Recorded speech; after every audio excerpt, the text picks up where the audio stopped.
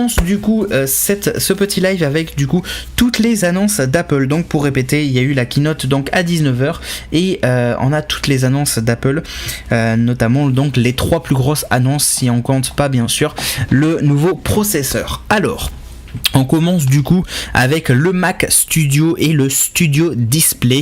On a bien évidemment après le nouvel iPad Air, le nouvel iPhone 11 SE ainsi que l'iPhone 13. Alors oui, c'est vrai que j'en ai pas parlé parce que c'est un détail honnêtement, mais Apple a annoncé une nouvelle couleur sur l'iPhone 13 et l'iPhone 13 Pro. Et uniquement l'iPhone 13 et l'iPhone 13 Pro, on a une nouvelle couleur, c'est une espèce de nuance de vert. Bref, on va voir ça en détail dans tous les cas juste après. Donc si on commence avec justement le Studio Display et le Mac Studio, en gros comme vous pouvez le voir à droite, voici du coup le fameux petit Mac Studio et à gauche le Studio Display, là en grand qu'on voit ici. On a le Studio Display, donc c'est un écran Retina de 5K immersif de 27 pouces avec bien évidemment une caméra en ultra grand angle 12 mégapixels avec bien sûr le cadre centré et 6 haut-parleurs avec bien sûr l'audio spatial. Ça c'est le nouvel écran accompagnateur donc du Mac Studio ou d'un autre Mac comme vous voulez, vous pouvez l'acheter dans tous les cas comme vous le souhaitez. Donc si on veut le commander, en gros si on simule, on passe du coup avec un verre standard à 1749€ pour le bas de gamme entre guillemets, hein, quand je dis bas de gamme c'est voilà, et sinon si vous voulez vraiment le haut de gamme, on passe à 2000€ avec le verre nano texturé. Ça c'est le Studio Display, donc le fameux écran. Du côté du Mac, on a un Mac Studio, donc le tout nouvel ordinateur mi iMac, mi Mac mini en quelque sorte, hein, qui est plus, comme je l'ai dit, destiné à un usage, je dirais, plus professionnel pour des monteurs vidéo, des graphistes, etc., vraiment, parce que ça va demander énormément de puissance.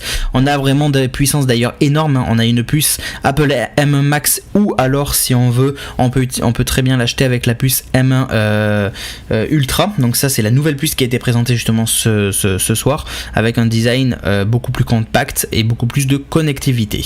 Si on veut le commander, donc le Mac Studio, donc au départ il est avec un CPU de 10 cœurs et un GPU de 24 heures avec Neural Engine de 16 cœurs. On part du coup sur un 32 Go de mémoire unifiée et 512 en SSD, et son prix de départ en gros commence à 2300€. Voilà. Si on veut partir sur le Mac Studio avec une configuration un petit peu plus importante, on passe du coup à un CPU de 20 cœurs, un GPU de 48 cœurs, un Neural Engine de 32 cœurs, on a 64 Go de RAM et 1 Teraoctet en SSD avec les différents ports qu'on connaît, que les deux Mac dans tous les cas ils ont, il n'y a pas de souci là-dessus.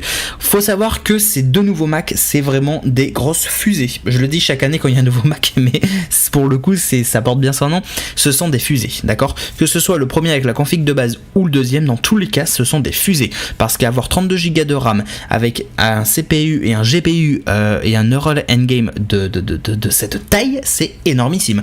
Voilà pourquoi vraiment c'est important. Son usage est plus destiné à un usage professionnel. Honnêtement, moi, acheter ce Mac Studio pour mes vidéos, non, ce serait gaspiller mon argent. Ce serait gaspiller mon argent parce que je ne vais jamais utiliser une telle puissance. À part si demain je me disais, oh bah tiens, je vais réaliser un film de 1h30 en 4K. Avec bien sûr 120 fps. Là peut-être que ça peut être utile. Et encore en 4K, je sais pas au final. Hein. Mais bref, voilà, vous l'aurez compris, c'est vraiment pour un usage professionnel et assez intensif, hein, qui demande beaucoup de puissance. Et son prix de départ, donc c'est 4600€. Comme je vous l'ai dit tout à l'heure, on peut, si je sélectionne par exemple celui-là Mac, on peut monter vraiment à une configuration à 9200. Si on ajoute du coup la puce M1 Ultra avec un CPU de 20 cœurs et un GPU de 64 cœurs, avec le Neural Engine à 32 cœurs, on monte direct à 1150€ de plus. Si on veut ajouter 128 Go de RAM, là on monte à quasiment 1000 balles, avec un SSD de 8 Tera encore plus. Bref, vous l'aurez compris, on monte déjà à 9200€. Bref, ça c'est les annonces du coup de Apple qui ont été présentées du coup ce soir. C'est vraiment Assez dingue hein, ces nouveaux Mac. Franchement c'est assez dingue, mais voilà, c'est vraiment destiné, je le répète, et je continuerai de le répéter, mais plus à un usage professionnel. Maintenant on passe à l'iPad Air. L'iPad Air du coup a intégré pour la première fois de sa vie la puce Apple M1, donc la puce Apple M1 qui était déjà intégrée du coup dans, dans les différents Mac actuellement, hein. Voilà. On a bien sûr 12 mégapixels avec le cadre centré, la 5G ultra rapide et 5 couleurs comme Apple nous le dit. En gros, voilà. On a du coup le gris sidéral, le rose, le bleu, le mauve et le lumière stellaire. Ça, c'est aussi les nouveautés de ce fameux petit iPad. Son prix de départ, lui, démarre du coup à 699 € pour la version 64 Go et 256 Go pour 869 €. Ça, c'est vraiment les bases. Qu'est-ce qui change avec cet iPad? Qu'est-ce qu'il change exactement? Eh bien, honnêtement, pas grand-chose. On a une nouvelle couleur, certes, on a une nouvelle caméra ultra grand angle avec le cadre centré. Oui, c'est une nouveauté. Donc, ça fait partie des nouveautés de l'iPad Air et ça rend la qualité photo meilleure. On a la 5G et c'est tout. Voilà. En gros, il n'y a pas énormément de nouveautés au final sur cet iPad Air, hein. Il est plus puissant, il a un meilleur écran, il a la 5G, il a un meilleur capteur photo et il est compatible avec les derniers Apple Pencil et Magic Keyboard. En gros, c'est ça les nouveautés de ce fameux iPad Air. Je trouve qu'honnêtement, c'est une petite mise à jour. J'aurais attendu beaucoup mieux de la part de l'iPad Air, même si en vrai, il est quand même très très bien, hein. Je dis pas le contraire, hein. Voilà.